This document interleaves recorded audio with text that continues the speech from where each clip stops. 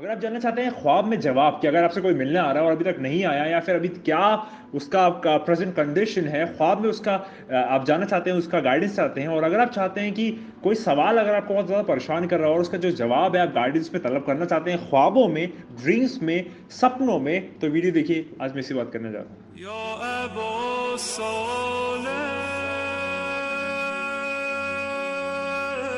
तो आज की वीडियो में लोग बात करने जा रहे हैं कि अगर फॉर एग्जांपल आप बहुत परेशान हैं या किसी सवाल को आप कहीं उसका जवाब मिल नहीं पा रहा, उसको आप तलब कर रहे हैं लेकिन कहीं से भी आपको हर जगह से नाकामी मिल रही है और उसका जवाब मिल नहीं पा रहा है, तो ऐसा क्या करें कि आपको ख्वाब में गाइडेंस हो, आपको सपने में गाइडेंस हो, आपको सपने में आकर कोई चीज़ बता दे, उसका जवाब दे दे और उसको आपको वाज़ेह तौर पर पता चल जाए कि अच्छा इसका ये जवाब था। अगरचे आप दुनियावी तौर पे सारी चीज़ें कर चुके हैं और परेशान हो चुके हैं, तो ये चीज़ आपको अपनानी चाहिए। तो चलिए बात का आगाज़ करते हैं।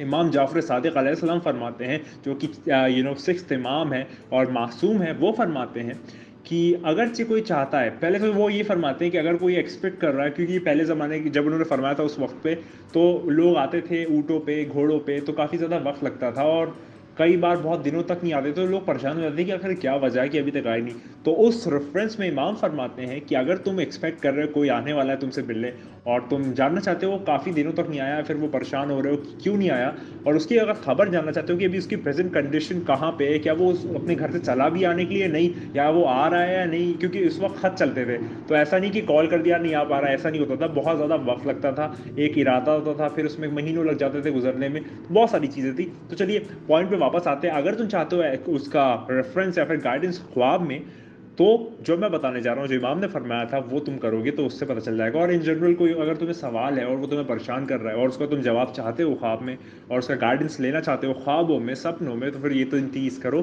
तुमको उसका गाइडेंस मिल जाएगा। तो चलिए बात का आगाज़ करते हैं। इमाम फरमाते हैं कि जो तुम्हारा पाम है, जो तुम्हारे हाथ की हथेली है, पाम है, उस पर ये चीज़ लिखो, जो कि मैं स्क्रीन पर यहाँ पर दे दूंगा, यहाँ पर आपको स्क्रीन पर दिखने लगेगा। इसको आपको एग्जैक्टली अपने हाथ पे लिखना है, अपने पाम पे लिखना है, मतलब पाम पे लिखना है, और पाम पे लिख के बिना किसी से बात किए सो जाना है। ठीक है, पाम पे लिखना है, बिना किसी से बात किए सो जाना है।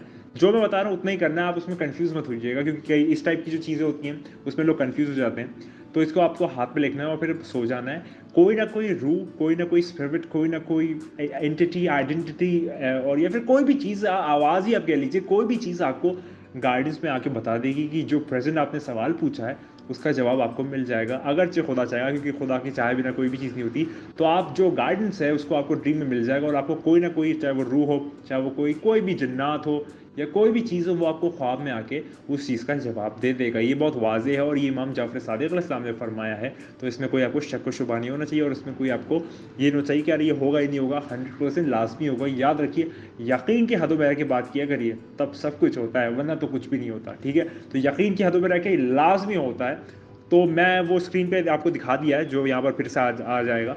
ये आपको अपने पाम पे लिखना है, पाम पे लिख के खामोशी से सो जाना है। ख्वाब में जो भी आपने सवाल आपने तलब किया उसको अपने जहन में रखिएगा, उसका जवाब कोई ना कोई एक्सपेरिमेंट, कोई ना कोई चीज़ आके आपको दे देगी और जितने भी आपके सवालात हैं वो आंसर्ड हो जाएंगे, वो क्लियर हो जाएंगे। तो ये एक रेफरेंस है जो भी मैंने सोचा कि आपको बता दूं, किसी को शायद ज़रूरत पड़ सकती है इसकी, तो उसके लिए मैंने बता दिया है। सारे मोअज़्ज़िज़ मेंबरान तक ये वीडियो ज़रूर पहुंचेगा, जो भी इस टाइप की एसोटेरिक, मिस्टिकल और इस टाइप की जो स्पिरिचुअल और नास्टिसिज्म के एस्पेक्ट रखते हैं उनके लिए वीडियो बहुत मज़ेदार होने वाली है। और इस टाइप की मैं सोच रहा हूँ ड्रीम इंटरप्रिटेशन पे पूरी एक सीरीज़ कर दूँ कि अगर ख्वाब में आप सांप देखते हैं तो उसका क्या मतलब है, ख्वाब पे अगर आप पेड़ देखते हैं तो क्या मतलब है, ख्वाब में अगर आप अपने आप को खुद देखते हैं तो क्या मतलब है, ख्वाब में आप एक और ख्वाब देखते हैं तो उसका क्या मतलब है, ख्वाब में किसी का मरना देखते हैं। बहुत सारी चीज़ें हमारे आका इमाम जाफ़र सादिक़ अलैहिस्सलाम ने सारी चीज़ें बताई हैं तरतीब के साथ, लेकिन किताबें खोले कौन, पढ़े कौन, जाए कौन, कौन आखिर ये सब करे, तो झंझट हो जाता है ना।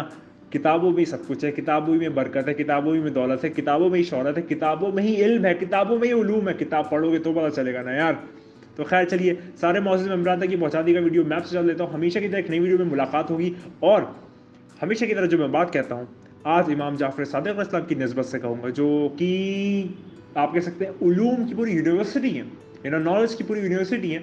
इनकी यूनिवर्सिटी में देखिए, फॉर एग्जांपल अगर आपको टेक्निकल स्टफ पढ़ना है तो आप पर्टिकुलर टीचर के पास जाएं, अगर आपको केमिस्ट्री पढ़नी है तो आप किसी और के पास जाएं। मुख्तलिफ लोग होते हैं मुख्तलिफ उलूम के लिए।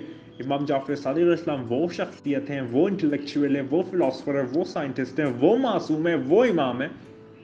चाहोगे जिस काम से, वो काम हो जाएगा तुम्हारा। आपसे जा लेता हूँ हमेशा की तरह, खुदा को याद करो यार, खुदा को याद करो। खुदा हाफिज़।